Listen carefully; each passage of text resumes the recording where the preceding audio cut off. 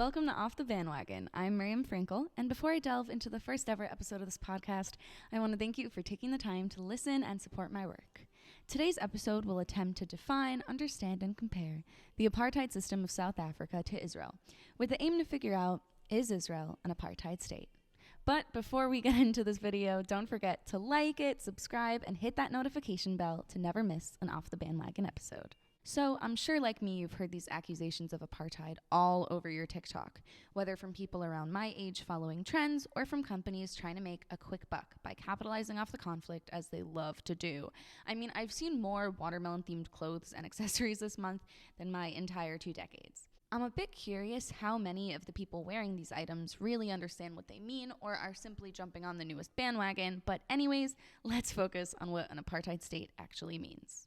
The word apartheid comes from Afrikaans and translates to apartness, but the ideology of an apartheid state is much more complex than just a separation. It is composed of a systematic and institutionalized racial segregation enforced by the nation's government. It encourages discrimination, harmful litigation, otherwise known as legal action, and disenfranchisement, the deprivation of rights and privileges. The first occurrence in global affairs to use the term apartheid was in South Africa. Theirs was based on a minoritarian system, where white citizens held the highest status, followed after by those titled coloreds and Indians, and lastly, the black Africans. This social stratification legalized economical, political, litigious, and social disenfranchisement, and utilized violence as a way of upholding the system and disencouraging others from taking a stand. With no right to vote or citizenship, people of color could not present positive legislation for change. And with limited rights to land, education, shelter, and career, an individual would even consider themselves a lucky one if they could find means to support their family's basic needs. In American society, people are so accustomed to easy and quick access to anything they want, and they often take this privilege as like a birthright. For example, in my time at college, I've heard people in the dining hall plan a literal protest over not cheesy enough mac and cheese. Americans are so blessed with everything they could ever need, and yet they still always find ways to complain. Non-white South Africans, on the other hand, had actually important things like discrimination to protest, but had no right whatsoever to have their voices heard until the first all-race election on April 26, 1994. South Africa's government passed acts such as the Population Registration Act, Reservation of Separate Amenities Act, and the Group Areas Act, which did far more than simply uphold a systemic bias. While systemic biases anywhere are harmful and in need of serious care to change, these acts did much more than that. These discriminatory laws fully suppressed any person of color's right to a life of any privilege and ability, and did so far more extremely than other countries' systemic biases. Now we turn to the Israeli-Palestinian conflict, one that was rampant long before October 7th, but took a turn for the worse after the act of terror committed by Hamas to the Israeli citizens in the south of Israel. Not all Palestinians, I would like to stress, were to blame for the attack. It was their elected, oppressive government regime known as Hamas. While both the Palestinians and Israelis, like any other population, have their extremists and criminals, it would be sheer ignorance to believe all people in a group share one unnuanced perspective. Recently, journalist hubs such as the Human Rights Watch and Amnesty International have accused Israel of upholding an apartheid against the Palestinians.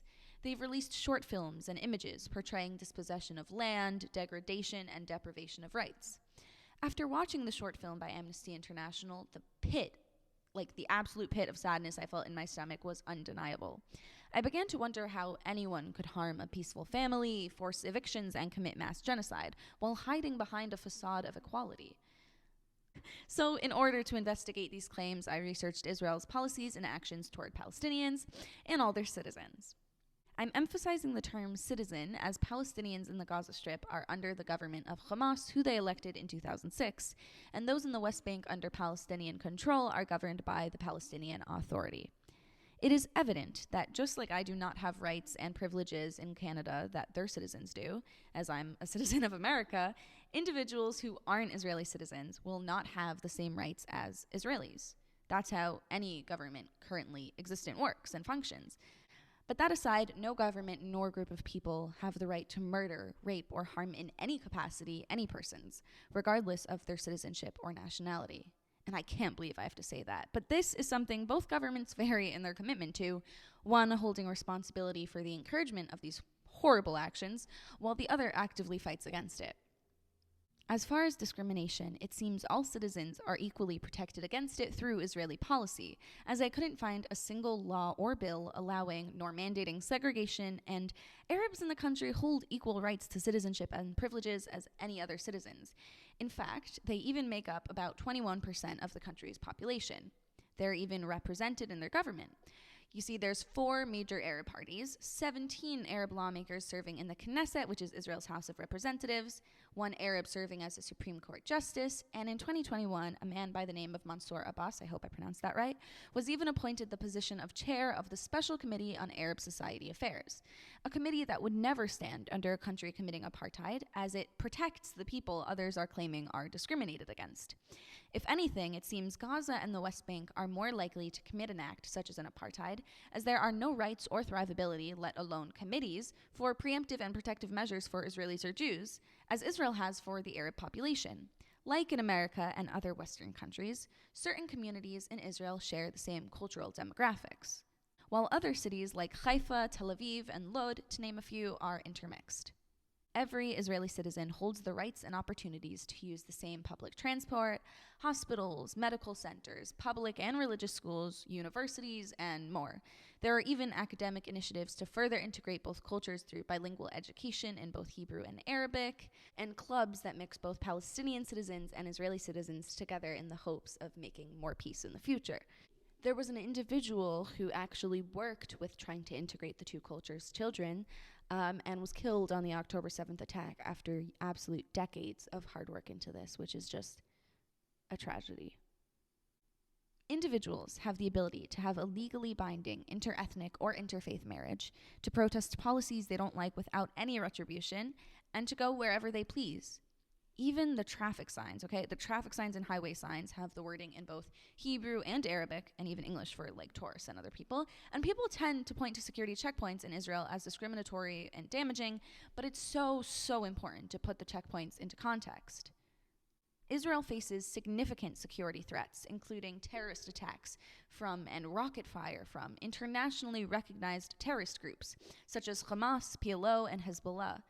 These threats have resulted in the need for security measures, including checkpoints, border barriers, and military operations, even though Israel doesn't want to do them, and they're aimed at protecting Israeli citizens and civilians, which include their Palestinians as well. It is not aimed to harm them, it is aimed to protect them, and wouldn't be there if the threats weren't. Israel, like any other country, has a right to self-defense under international law against attacks and threats to its sovereignty and citizens. But if this wasn't enough to convince you that there is no apartheid state nor ethnic cleansing ran by Israel, I'll pull up some statistics. In Gaza and the West Bank, according to the Palestinian Authority, there are 4,054,659 Palestinians in the population. Okay, big number, and you might think the number of Israelis or Jews living there is similar. Nope, there are 0. Not 100, not even 5, 0. And isn't it odd that they have not a single Jew or Israeli? Again, which sounds more like an apartheid state? I think it's pretty clear. Now, not only is Israel clearly not committing apartheid, it is actually actively helping the Palestinians in Gaza and the West Bank during this war. Israel provides humanitarian assistance to Palestinians in the form of medical treatment, electricity, water, and other essential services. Israeli hospitals and emergency services treat thousands of Palestinian patients each year, including those from Gaza and the West Bank. In any war, there are casualties, and it's tragic, absolutely tragic on both sides. And no one on this Israeli side wants the war. They just want peace and have tried time and time again. They've done multiple peace negotiations with the Palestinians and neighboring Arab states, like the Oslo Accords and the peace treaties with Egypt and Jordan. Every single life lost seems to be mourned by them, and the vilification of their characters seen in the media is absolute proof that it's not about what Israel does or any country does, but what they represent. Anti-Zionism and anti-Semitism are inherently intertwined, no matter what naysayers say, and cover it up as. Apartheid claims are clearly just another attempt by the uneducated and hateful trying to harm a thriving country simply because they hate their religion. I hope you guys enjoyed this episode of Off the Bandwagon and left a little more educated than you were before watching. Before you sign off, make sure you like this video, subscribe if you haven't already, and hit that notification bell to never miss a single Off the Bandwagon episode. For more related content, you can follow me on Instagram, YouTube, and TikTok. I'll see you guys next time.